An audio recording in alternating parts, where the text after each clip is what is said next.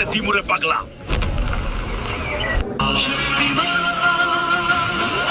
দিদা বাইরে আসো, দেখো তোমার জন্য খাঁচা নিয়ে আসছি। আরে পাগল চোদা, এটা তো শিয়াল ছাগল খেয়ে যাবে। আরে দিদা, এই শিয়াল ছাগল খায় না, ডিম খায়। এই তো ছাগল পাহারা দিবে। তাহলে তো সেই মজা। এই শালা শিয়াল, আমি বাজারে যাচ্ছি, ভালো করে আমার ছাগল পাহারা দিবি। ঠিক আছে গো দিদা। এই সুযোগে বুড়ির ছাগলগুলোকে খেয়ে পালিয়ে যায়।